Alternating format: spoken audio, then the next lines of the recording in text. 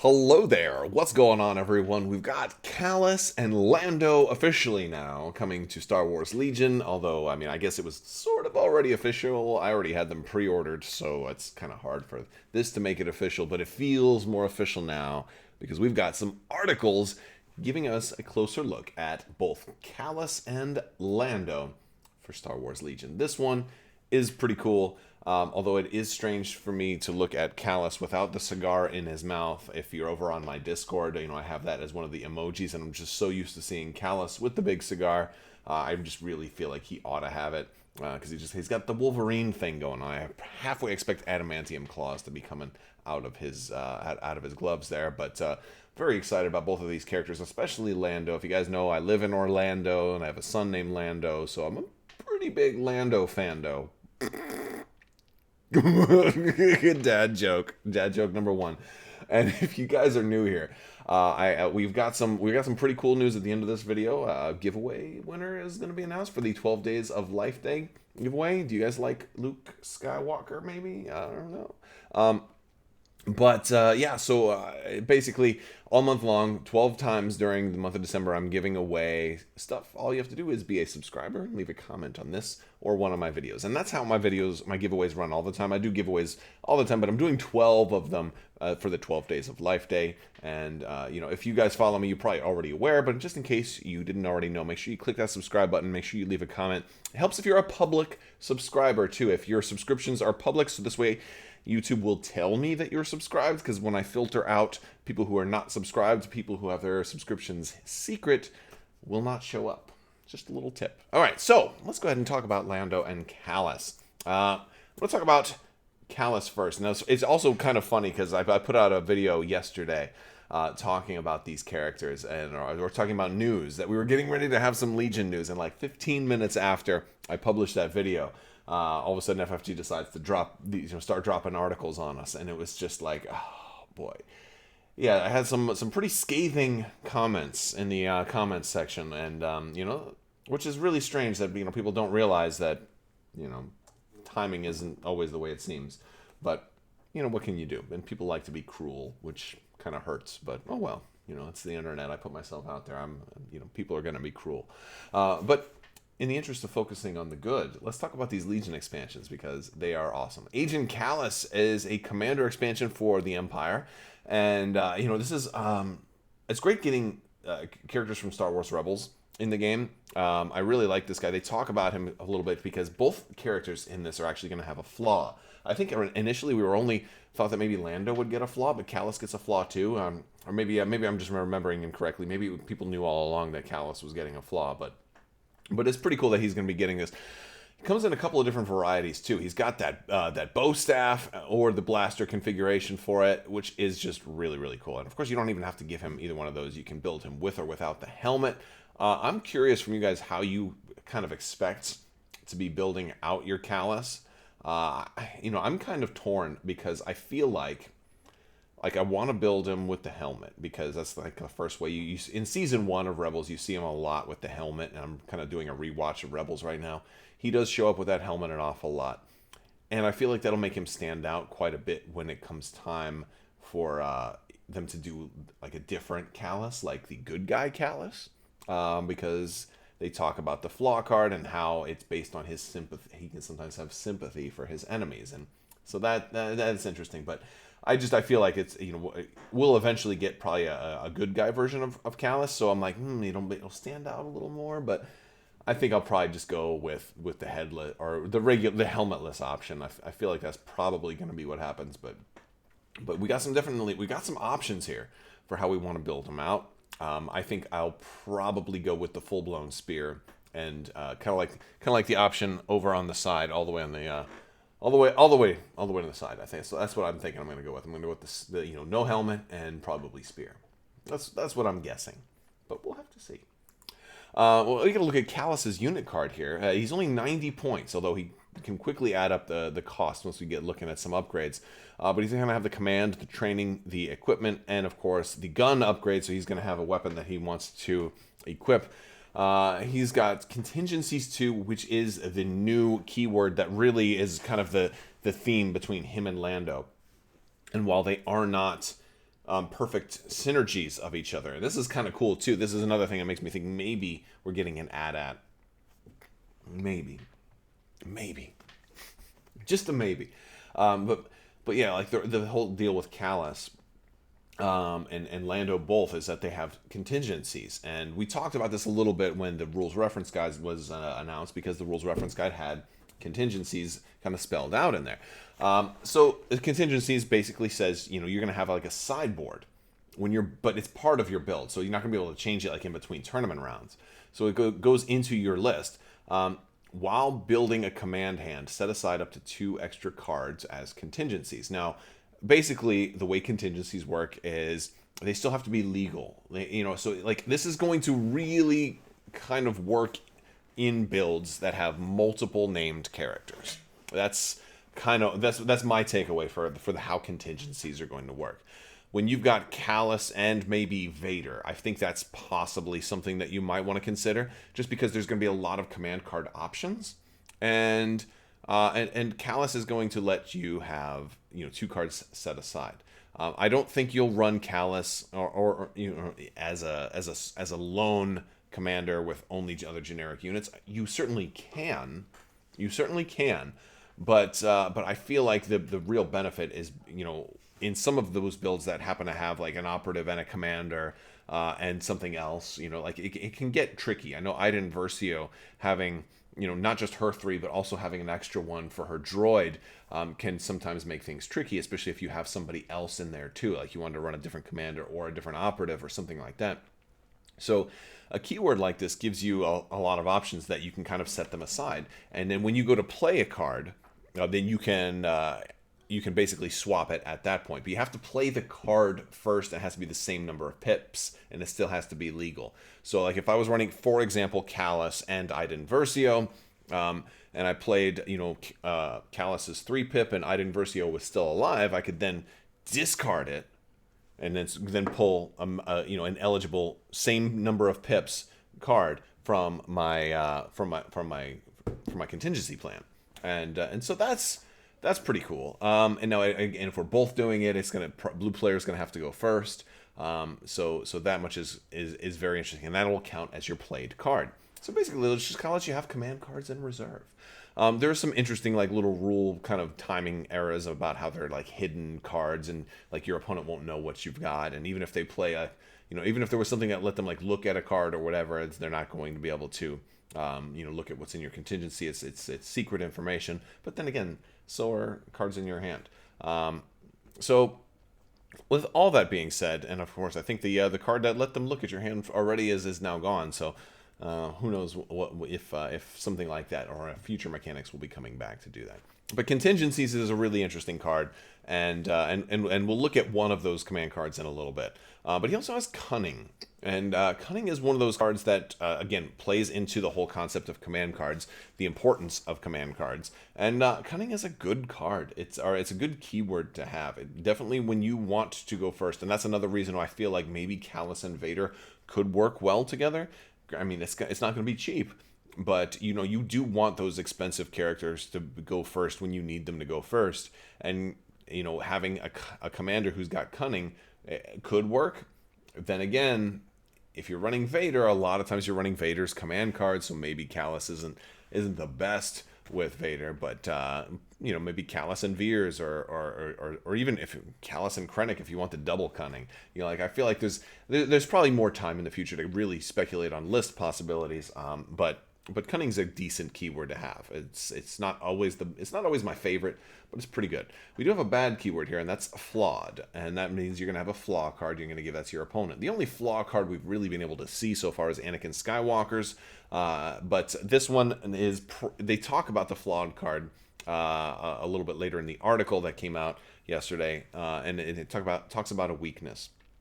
My guess is that maybe it will somehow be related to if your opponent is weak. Like maybe you kill or you attack somebody and they're not, like, I would almost guess maybe you melee somebody, and if you don't finish them off, then he feels bad, and I don't know, maybe heals them, throws them a med pack or something. I don't know. Sharpshooter. Sharpshooter is a great keyword, really great, especially at shooting at people that are already suppressed, so they don't get that one automatic light cover. I especially appreciate Sharpshooter. It's a great keyword, and it really factors into everything else that's here, especially with the Surge, the Crit, and the Pierce 1 on his blaster, which is nice. Now this is just his sidearm right here. This is just his blaster pistol, but he also gets a free aim. Tactical 1 is a great ability, so anytime he moves, at least when he does a standard move, he's going to gain that aim token. So move, aim, shoot, all in a normal activation. That's great. He's decent with melee, so he's got decent attacks. They're not super great. I think his ranged attack's actually pretty good. Having Surge to Crit, a free aim, and Pierce 1 with Sharpshooter is a pretty comfortable place to be. He's speed 2, no defensive surge, 6 health, only 2 courage, and red defense die. So kind of a lot of standard kind of Imperial commander, standard Imperial officer kind of stuff there, but pretty good chance to get some range damage in. I think his biggest thing is really the contingencies though. So he seems like he's kind of middle of the road, decent commander material all around the board. Nothing that really is that standoutish to me outside of really the contingencies keyword. But he's got some kind of cool things. This is where his cost starts to go up, though. If you want to make him a little bit better, you can give him that J19. Now, this is a flip card, right? And the first side is the blaster. It's when it's in its blaster rifle configuration. And you're going to upgrade to distance 3, so you can go from 1 to 3 here, and it's going to have 4 dice. Now, since this is a different weapon, you're not going to get the automatic pierce. You're going to have lethal 1, which honestly is not as good as just outright pierce, but it's still, because now you have to spend your aim token to get the pierce. However, you got a red die now too, so you're probably always going to get at least 1 damage. So you might not even really need to spend your aim. So I like that. That's not bad.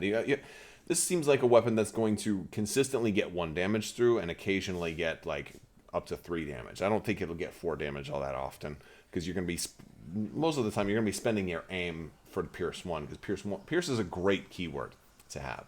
So reconfigure will allow you to flip it, and when you flip it, you're going to have this beautiful weapon here. And this is, I think, the more popular option, what I think will be the more popular starting option for Kallus. Granted, maybe not. Maybe you'll start in range and then adjust to melee as you close. That seems logical, but the problem is you have to recover to flip it, and recovering isn't something we always like to do, but more on that in a little bit. So you get the same dice priority here. You get, or not priority, profile, dice profile. I think that's the same color profile, right? So a red, 2 black, and a white. You gain charge, and that's a big deal. It's a free action, right? Charge. It's not even conditional. You have charge when it's set up in this form configuration. You just have charge. You also gain immunity to pierce when you are defending against a melee attack. So now you've got somebody who can stand up to Jedi.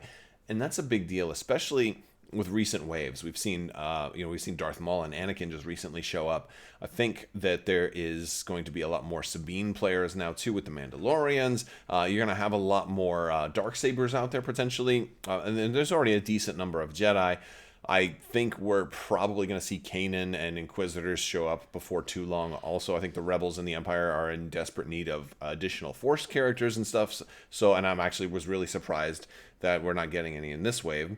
So, but instead we do have, a melee capable character with Pierce 1. Well, kind of. This is one that also has lethal 1. Again, it's not a piercing melee attack, but it's lethal 1. It's not bad. And you still have, by the way, let's go back. You still have tactical 1. So if you're going to move and charge, you're still going to, after you do that move, you're going to gain the aim token, and then you get the free attack. So now you can double move, aim, and attack, which is really nice. Really nice. So I really, or if you want, and if you're close enough, what you can really do here that I think is going to be beautiful is to aim, then move, get another aim, then attack. Spend 1 aim for Pierce 1, and then you have 1 to reroll, because you'll probably need to reroll that white die. But maybe not. You can't. Now, it's not lethal 2, so you can't get Pierce 2 out of this. But let's be honest, against the Jedi, you just get better off saving those aims for rerolls, because I think all of the Jedi are immune to Pierce. So there's that, and of course it gives you defense against the Jedi, which is great.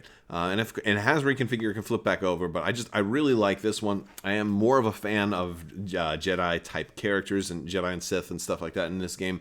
I really enjoy the melee combat version as it applies to Star Wars Legion. So I always look for I'm always kind of smiling at characters like this. So I like this, but it's the 25-point upgrade.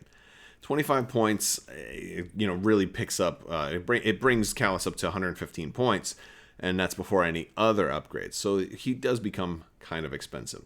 They did show us his one pip, which is called Face Me, and this shows him fighting Zeb. So of course, that's the best option, right? We're probably going to get Zeb. Presumably, granted, I think we're going to get all the characters from Star Wars Rebels. I think that's obvious. I think we're definitely building towards that, especially with some of these characters that are showing up as operatives and as commanders and all kinds of things like that. There's lots of different ways they can do them. There's lots of different ways we're seeing more and more different ways for them to get named characters into the game. And Zeb will probably have a weapon that's almost the same as this. I think Zeb will have almost this exact same weapon.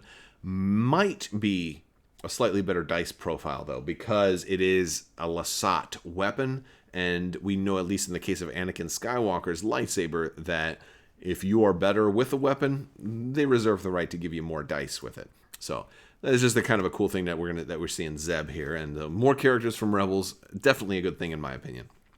But this is a great card. It's a 1-pip. It's for Kallus only. And it says, during Agent Kallus gains Agile 1 and Block. Agile 1, just like Tactical 1, right? When he moves, he gets the token. He's going to gain a free dodge token after he does a standard move. And he gains Block. Block is just like Deflect, except it doesn't do damage back. So basically it says, while you're defending, if you spend at least one dodge, you get Surge for defense for the rest of that particular attack, which is really good, especially against some big old Darth Maul giant dice pools that are coming at you. You're not gonna roll all blocks on, even though you have red dice, but block on a red dice character is really nice. So yeah, that's gonna help you stay alive, because this is a card all about getting into melee with somebody, presumably somebody who can potentially hurt you. During Agent Kallus's activation, he may perform a free recover action. That's pretty big. Especially with a character who's Courage 2 and happens to have red defense die. He's going to get shot and he's going to live, but he's going to be building up suppression little by little. And recover action, granted, I get that recover is really good in case you have the blaster out and you need to flip it over to the melee version. That's really what, like, when you play this card, right? But it's not just that. It's also like, hey, I can put other upgrades on him that want me to recover for things, and then completely, knock them all out of the park with this, which is really, really cool. And we didn't see all the upgrades, but if he comes with some kind of force field, like if he can become shielded or something like that, that'll really, really be nice, because free recovers when you're shielded are great, especially as long as you have generator, right? Or something like, or rather, I don't know, generator, you get one back for free. Anyway, but it's got a third part, which says enemy units engaged with Agent Kallus cannot withdraw. So basically, he moves in there. He's like, you are going to stay here. This can be, that last part is the biggest, like, game breaker part of it. Because there's so many, like, when it comes down to, like, turn 6, and somebody's got to grab that objective, and he moves in, and you play this, he moves in first. He's like, oh, I'm gonna stop your Dooku right there. Boom. Now, granted, a lot of Jedi are gonna be running force push, and that's one way to get Kallus off of you. But if they don't have that ready, and again, some of the newer Jedi don't have Master of the Force 1, not everybody's taking force push now. It's not an auto include anymore. Or maybe it will be again now, right?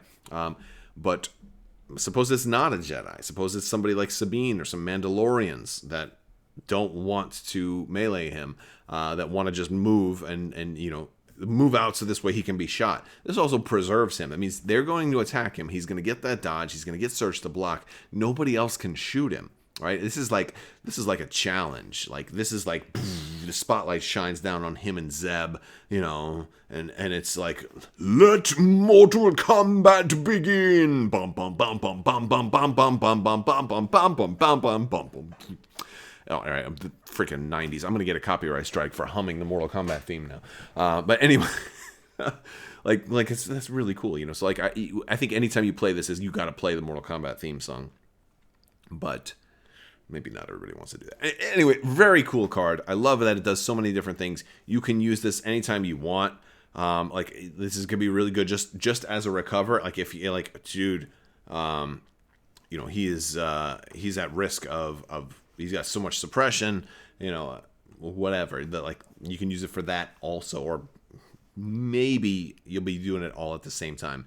The hard thing is going to be that if you aren't engaged with somebody and you're afraid you're going to panic or whatever, like that's, you know, if you fail that roll and you only get one action, if you take that to recover, you're not going to suddenly get another. I mean, you still have the one free action, but because it's a free recover action, but you're not going to like get your lost action back. So, I think the bigger thing, the main reason to play this card is to be in ranged mode, and then like I'm getting ready to move into melee. Now I play it, and he, you know, flips that card, gets his recover action on, and does that. But I just feel like there's a lot more you can do with this card than just move in and stop somebody, and that's pretty cool. What you really don't want to do is like move in and not kill him, and I think that's where his weakness is his flaw card is gonna come in. You know, he has 7 upgrade cards. There's 3 we do not get to see. Presumably, one of those, the command card, we'll see when we talk about Lando, because we're also talking about him. So, you know, granted, I could have just done separate videos on each of them, but I want to talk about them both because this is fun. All right, so Lando is my Mando. And what are you doing? All right, so stop it. Lando is dog is barking, but I'm gonna keep going.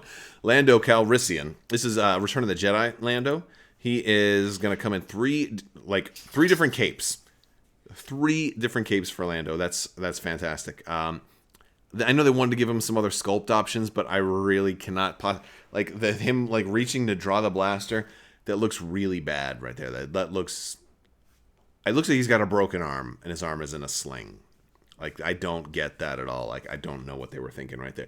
Honestly, I don't really like any of the arm poses because, like, what I would like to do is have the one arm with the pistol holding out right, but like then his other arm is up here, you know. So I want the other arm like with the cape where it's behind him, and then you know like the arms kind of spread apart a little bit more. I don't like any of these options that they have built, but you know, it is what it is. You know. I think they could have done better. You know, honestly, I think Empire Strikes Back Lando would have been a better option, but you know, they wanted to go with the commander, so that's fine. That's fine. Hopefully we get Empire Strikes Back version of Lando at some point. Hopefully we get him at some point. Now here's what we got: Lando, smooth operator, and I guess you know if you wanted to make him a commander, you had to go for Return of the Jedi. He was General Calrissian at this point. It makes sense.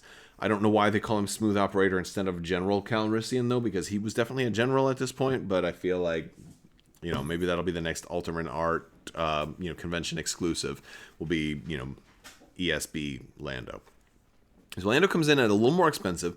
He's 105, but he doesn't have the weapon upgrade slot, so you don't have to worry about an extra 25-point upgrade. So from a certain point of view, he might be 10 points cheaper, right?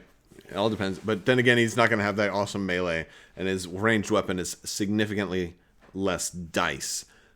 However, he's got a lot of other cool things, you know. So first off, he's got the contingencies keyword. He's got contingencies 3, so you're actually going to be able to set 3 cards aside. So he's even better. So like Lando is like built to want to go into like one of these lists that's like, look, Han and Lando and Chewie and Operative Luke, you know, and something crazy like that. Like you can do something like that, and you can have an easier time trying to get those command cards that you want, because that's the problem with trying to build like a Heroes of the Rebellion kind of list is, well, first off, all your points go into heroes, and you don't have like a great army left over. But on top of that, it becomes really difficult to pick command cards that are really going to work well. This is one of Chewie's biggest problems, because he's got all these wild and crazy cards that, you know, one works with Han, one works with Leia, one works with Luke. Are you going to really bring all of them? You know, so, you know, Chewie's like, maybe I bring one of his command cards. You know, that's kind of how Chewie ends up running. But this gives you options around all of that. I think Lando will be really good to pair up with Luke also, because I like to run a lot of Luke cards. So, you know, there's a lot of potential options here. Lando is a little different than Kallus, though. He does have flawed, and he's a gambler, so it's, you know, I think it's going to deal with numbers. I think a number of pips, if he loses, or like if you have a higher number pip than him, maybe something like that. Or maybe if you match him, right? I don't know. But covert ops is interesting because, you know, Kallus doesn't have this. So you can deploy as an operative and have infiltrate, which is kind of more like a Empire Strikes Back Lando. And I think that's just indicative of him kind of remembering his ways. He's not, you know, he's not completely, you know, clean around the edges or whatever. He's still a scoundrel, but he's a little more upstanding of a citizen now. He has Sharpshooter 2, phenomenally good keyword. Nobody gets any cover from him. It definitely makes up for him having less dice on that weapon, doesn't it? I think it really, really, really does. And he's got Uncanny Luck 2, so he's not going to get aims. Probably doesn't need him because he's not rolling white dice on his ranged attack. He's only going to be doing his ranged attack, right? He's got command and training and equipment. He's got a black and a white for melee. He's not trying to melee anybody. He wants the ranged attack. He's got a great ranged attack. A red and a black. It's not like Han. It's not 2 red. It's not Pierce 2, but Pierce 1 is really good. Sharpshooter 2 makes that really good also. You're going to get 1 damage through guaranteed. You probably get 2 damage through. Even against people in heavy cover. No problem. And it's range 3. That's such a huge thing for it to be not stuck at range 2, like so many heroic characters have their ranged attacks stuck at range 2. He's got Surge to crit and Search for defense. He's got the white die. Uncanny Luck gives him the ability to reroll those white dice. He's going to have a chance at survival here. He's going to have a chance at survival. He's not bad. Doesn't seem great, but he's not bad. You know, it really boils down to his command cards, and we only get to look at one of them, which we'll look at here in a minute. This is kind of a cool card that comes, and presumably this is the hidden command card that you couldn't see with Kallus, because it doesn't look like we're getting a whole lot of new cards with these guys. But Inspiring Presence is actually pretty interesting here. It says it's a command upgrade. It's 5 points. Friendly units at range 1 to 4 can use your courage value when checking whether they are panicked. This range can be reduced by other effects, because there's that new condition card, War Weary, where it reduces the range, and you know, there you go. So this kind of boosts that range up 1. So the other one's going to bring it down 2. Still probably a good one to use with War Weary, because now I think you'll have up to range 2 for your commander panic value check. I don't really think that this is a good card to put on either Kallus or Lando, because their courage value is only 2. Like, this is probably a really good command card to put on another commander that you might not have put one on, like go on like somebody like Jyn Erso or something like that, who has that. Wait, can Jyn even take that? I don't know. Off the top of my head, I don't know. But it's also good for somebody who maybe wants to go operative, right? Or maybe somebody who's not going to be issuing orders and doesn't need something like aggressive tactics. This could be good all the way across the board. I think Separatist and Clone players are going to want this also. I think it's a really nice card. And I really like command cards that are passive, that don't require you to do something or have to have played something or only work when that was the nominated commander or whatever. Because what is nice about a card like this is that he still gets this benefit even if you chose him as an operative and he's not in the role of commander. Is still kind of a passive ability that he's still helping with. His courage being a little bit lower, it's not maybe ideal on him, but it's not bad. I like it. I can see this on Palpatine, like, you know what, range 4 for everybody, blah, blah, blah, blah. Well, I don't think he would do that. He wouldn't do the blah, blah, blah. He wouldn't do the turkey gobble. But who knows? We're acting silly tonight. Lando, we got to look at his 2-pip here. Ace up his sleeve. I love this because I always thought that would be Lando's thing, is the cards, because he's a gambler, he's a card player. That is what he brings to the table. And he's got 2 different ways that you can use this card. And this is not a divulge type of card, but it's a similar kind of mechanic. So you could just play it like normal. It's a 2-pip. It's Lando and one other unit. When he issues an order to a unit, they gain a dodge or a standby token. So he's just handing out. Look, again, like I talked about him and Luke, handing out dodges to Jedi, pretty good thing, right? So I like that. Or standbys. I mean, freaking standby. Getting a standby during the issue orders phase, forget about it. It's insanely good, right? Really, really good. And he, he can give out 2 standbys. I like that. I like that card. But the other section of this is before drawing from your order pool. And this is if you didn't play this card, if it's still in your hand or if it's in your contingencies. You may instead of drawing an order from your order pool, you may discard this card from your contingencies or your hand. If you do, issue an order to Lando Calrissian or a friendly unit at range 1 to 2 of him, then activate that unit. So it's kind of like that HQ uplink, kind of card for almost anybody. I think if you're thinking about using it that way, you want this in his contingencies. Because if this is in your hand, you have to discard it. That's one less command card that you can play. That is also potentially one less command card that you can pull from your contingencies. So it could cripple you if you actually had this in your hand and had to play it. Whereas there's much less of a penalty if this was in your contingencies and you just discard it from there. I like that a lot. And then it doesn't count as, like, it's hard when you have a command card that you have to discard. But when you've got 3 spares, well, they're kind of spares, and this is one of those things where the wording for how contingency works, you still have to play an eligible, like if you wanted to play this card from your contingencies, you'd still have to play an eligible 2-pip. Then, you discard it and then swap. So if you were out of 2 pips, you wouldn't be able to actually play this card from your contingencies. So having it in your contingencies is just really nice. How many times have I said contingency in this video? Too many. But yeah, so Lando comes with 1 less upgrade card than Kallus does. Presumably that's just the bow staff, the double-sided card. But other than that inspiring presence, it's all stuff we've already seen. There's definitely some hidden gear that they haven't showed us yet, and I wonder if that's going to be something that comes in when they get like maybe the individual unit previews. For these particular dudes, when we get a look at their flaw cards and their other remaining 2 command cards, which will probably be in another 2 months or so.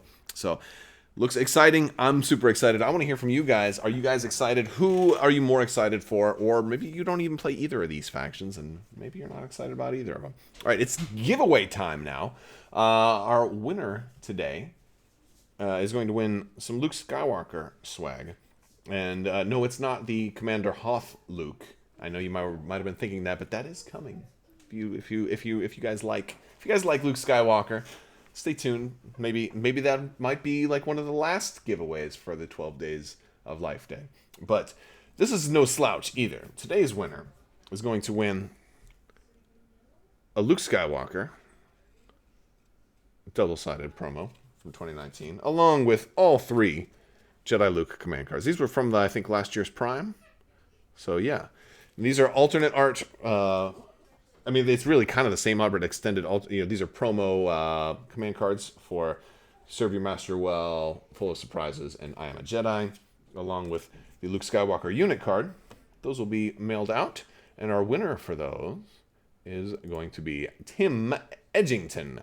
Congratulations, Tim. That's a great name you got there. Thank you for subscribing and leaving comments, and you won yourself some Luke promos. All you have to do is just shoot me an email. You can find that on the About page of my YouTube channel, and I'll get your details, and we'll get you squared away. Anything that does not get claimed is going to roll over into Patreon. So patrons get extra chances at stuff like that. All right, guys, that's all I've got for you today. I want to thank you all so much for hanging out with me today. Big thanks to my patrons as well. You guys are absolutely amazing, and I could not do this without you. So thank you for your continued support. I will talk to you guys soon. Thank you so much. And as always, have a great day.